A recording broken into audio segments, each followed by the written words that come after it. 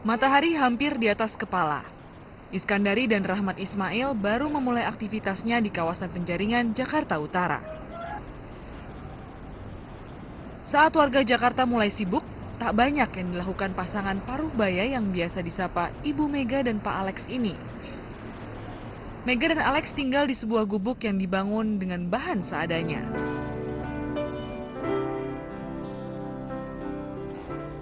Potongan papan triplek, lembaran kain spanduk dan kardus bekas cukup menjadi dinding pembatas rumah. Mereka pun cukup nyaman tinggal di bawah atap yang kokoh dan mampu menahan terik matahari serta derasnya hujan. Atap rumah mereka tak lain adalah beton jalan tol Gedong Panjang, wilayah Rawabebek, Penjaringan, Jakarta Utara. Mega dan Alex adalah penghuni kolong tol di kawasan yang sejak dulu dikenal sebagai Kampung Sambu. Mereka hidup bersama sekitar 60-an keluarga lainnya di kolong tol yang biasa sibuk dilalui kendaraan besar menuju Pelabuhan Tanjung Priok dan kawasan Ancol. Kampung Sambu yang ada sejak tahun 2004 dikenal pula sebagai wilayah RT 0 dan RW 0 karena tak tercatat sebagai tempat tinggal resmi. Hampir seluruh penghuni kolong tol juga tak tercatat sebagai penduduk resmi alias tak memiliki KTP Jakarta. Tinggal di kolong tol tentu tak bisa dibilang normal. Sanitasi yang buruk, sumber air untuk keperluan mandi, cuci, dan buang air serba darurat. Warga pun hidup akrab bersama sampah serta air selokan.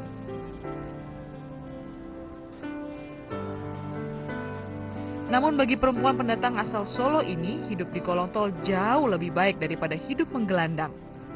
Mereka sempat mengontrak rumah, namun ekonomi keluarga yang semakin sulit memaksa mereka tinggal di kolong tol 2 tahun belakangan ini. Sang suami yang bekas juragan kapal ikan asal Kalimantan tak punya pekerjaan tetap dan hanya menjadi pembuat jala penangkap ikan. Demi memenuhi kebutuhan keluarga, Mega pun terpaksa menjadi buruh cuci upahan dengan penghasilan 15.000 hingga 20.000 sehari. Cuci paling kalau ada kan 5 hari sekali, 6 hari sekali baru ada cuci.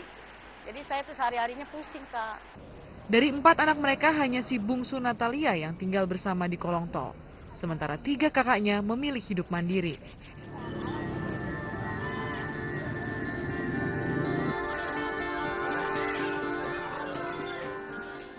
Natalia yang biasa disapa Lia berumur 10 tahun, namun baru duduk di kelas 1 SD.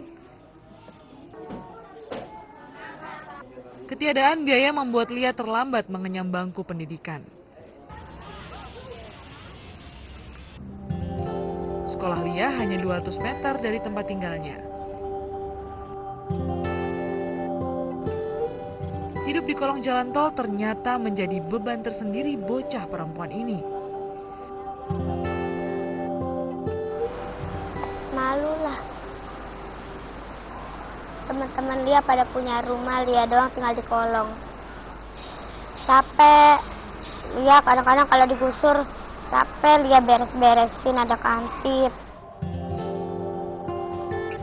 Setiap hari tak ada ruang pribadi bagi hampir semua aktivitasnya yang dilakukan di tempat terbuka. Selain bersekolah, Lia juga harus membantu pekerjaan sang ibu sebagai buruh cuci. Namun, keterbatasan hidup tak mematahkan semangat Lia untuk menuntut ilmu. Lia pun punya cita-cita yang tinggi untuk merubah nasib dan memperbaiki ekonomi keluarganya.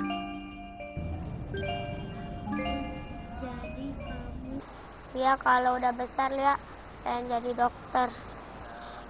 Pengen ngebantuin orang tua. Lia nggak mau tinggal di kolong. Lia mau punya rumah yang bagus. Lia capek di kolong. Setiap hari mondar mandir, kantip digusur. Udah kantip digusur. Capek Lia bolak-balik. Dia pengen gak mau kembali lagi ke kolong. Jika malam tiba, kolong tol Gedong Panjang gelap gulita. Listrik tak lagi mengalir sejak tahun 2005. Warga pun harus tidur ditemani lampu penerangan jalanan.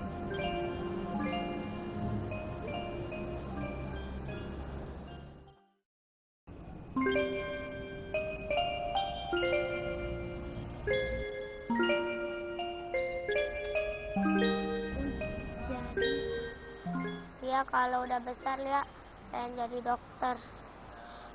Pengen ngebantuin orang tua. Lia nggak mau tinggal di kolong. Lia mau punya rumah yang bagus.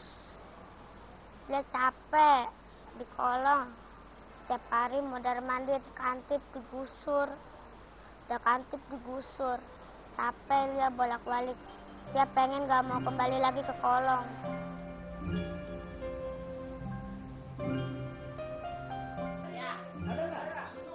Siapa yang berani? Dia adalah salah satu potret buram dari kehidupan puluhan anak-anak kolong tol Gedong Panjang. Rasa nggak kalau pendidikan itu hal yang sangat penting untuk kalian?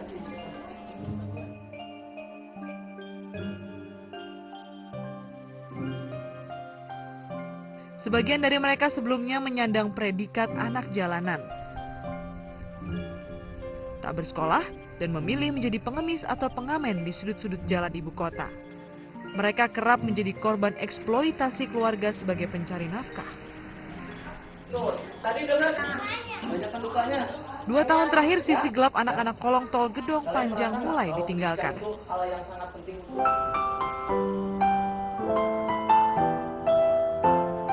Lembaga Swadaya Masyarakat Setia Kawan Raharja atau Sekar memberdayakan dan mengangkat kembali nasib anak-anak ini.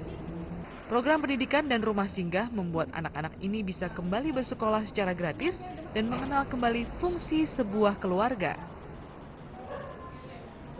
Anak-anak juga diajarkan keterampilan oleh para pemuda binaan Yayasan Sekar yang kini berhasil hidup mandiri.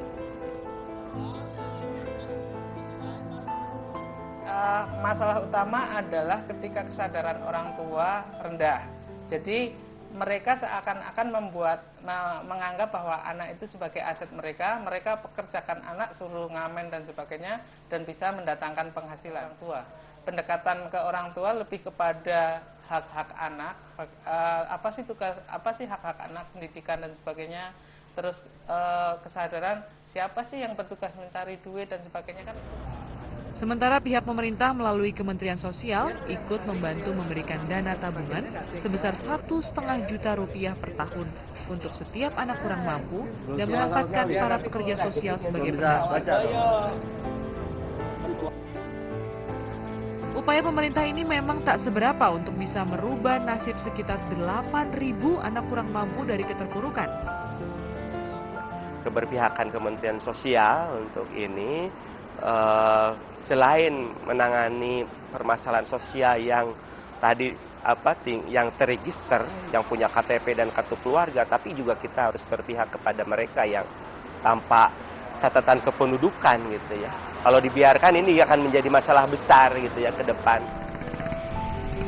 Masih banyak warga Jakarta yang hidup di bawah garis kemiskinan. Namun sebagai bagian dari warga ibu kota, mereka menaruh harapan besar kepada pemerintah kota Jakarta yang akan menggelar pemilihan kepala daerah 11 Juli mendatang supaya lebih memanusiakan warganya yang selama ini terpinggirkan. Ya, kalau mudah-mudahan kalau gubernur diganti, ini di kolong tuh berubah, laki saya dapat kerjaan yang tetap.